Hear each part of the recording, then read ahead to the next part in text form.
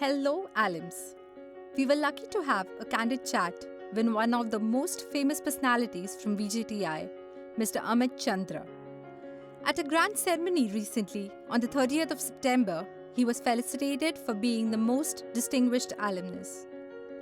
I'm sure most of you know him really well, but here's introducing him in the simplest possible way. Amit Chandra received his undergraduate degree in electrical engineering from VJTI, following which he was successfully worked with several leading businesses in India and abroad. He's the managing director at Bain Capital since 2008 and is also member of the board of directors for Genpact, L&T Finance, Emcure Pharmaceuticals, Akanksha Foundation, and Give India, to name a few. Apart from an amazing professional career, Amit has several philanthropy interests. Earlier this year, he was also named in the Forbes Asia's Heroes of Philanthropy list. So, here we have Mr. Amit Chandra for you. So, firstly, thank you so much for giving an opportunity to talk to you. And congratulations for being elected on the board of Tata Sons. Thank you so much. The recent news. We all at BJD are really proud of it. Thank you. To begin with, sir, we'd like to know, how does it feel to be in college today?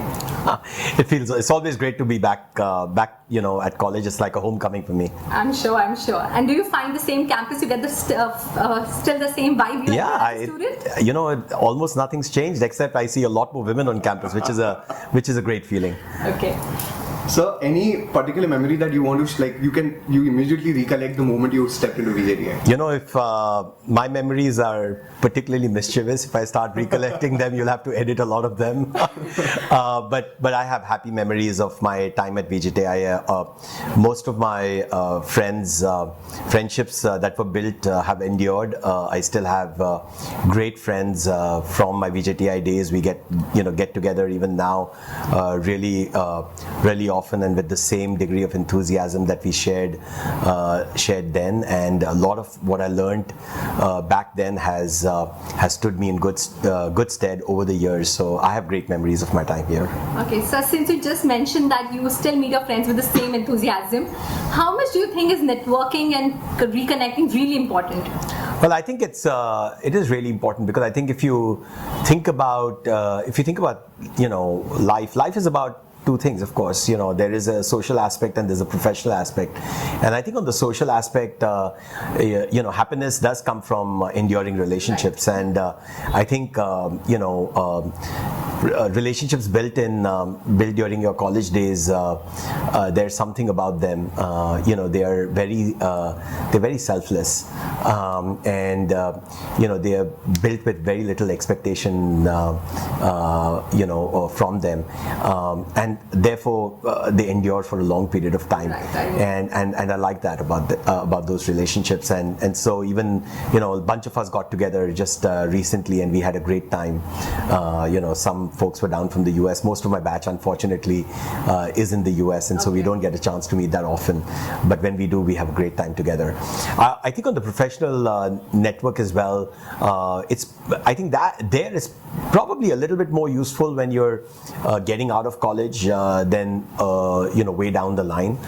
When you're getting out of college, I think it's helpful in getting a start, because you're often connecting to get a break, and I think there it could be helpful, and people should make their network count at that stage. For me, it was less useful from that perspective, because I had a great job just getting out of campus with Larsen & Toubro, and soon after that I went off to the US for my MBA and changed tracks, and then went into banking.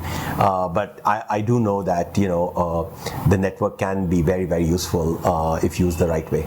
Very good advice to be noted, I think, for each of us. Right, thank you, sir. So you just mentioned about going to US and all. So I wanted to ask you, it's a trending question today as well. How important is the engineering process for shaping a managerial career ahead? An MBA after a BTech or a BE? Yeah, I think it depends on what you're looking for in life. I think, if you're looking for obviously a technical career, then it's less important. But if you're looking for a managerial career, then obviously it's extremely important. I was reasonably clear in my head that I was looking for a managerial career, but yet I wanted to make sure that I made my engineering count, which is why I wanted to work for a few years in an engineering job before I went for my MBA, and that's what I did. I enjoyed my years at Larsen & Toubro enormously. In fact, it provided me great context for my MBA. It would have been an absolute waste if I would have actually gone straight away for my MBA after my engineering degree. I think so. It's really horses for courses. I think if you're looking for a technical career from a longer term perspective, you're probably much better off not doing an MBA. But if you're looking for a managerial career, I would say work for a few years and then go and pursue an MBA degree. Very well. So we understand you've had an incredible career growth and a very good professional growth.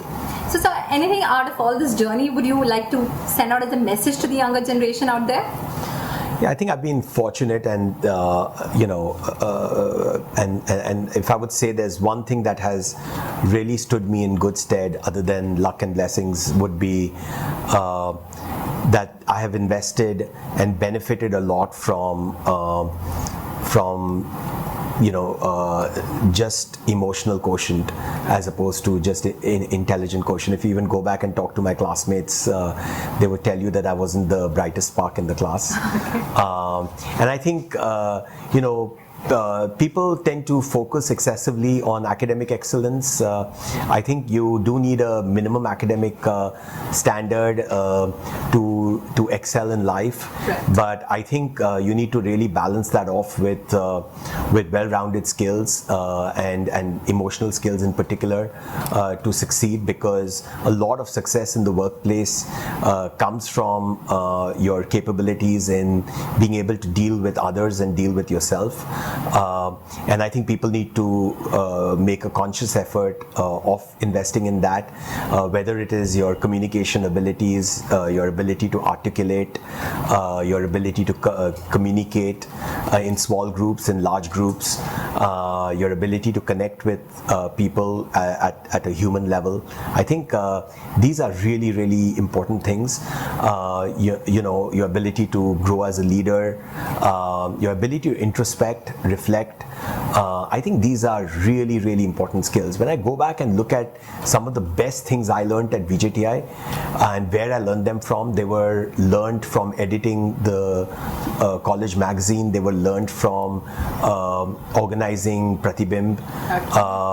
And those, even today, I would say those were far, far more valuable than getting great grades in some of the subjects that I did well in. And those have actually stood me in much better stead in things that have helped contribute to my career graph. And so I would say make a conscious effort in balancing academic excellence with balancing well-rounded development of your personality would be the advice I would give people. Right, lovely, very lovely. Really lovely. So how did you venture into philanthropy? Like, what made you do that, and how do you do that? Yeah, I think it's about when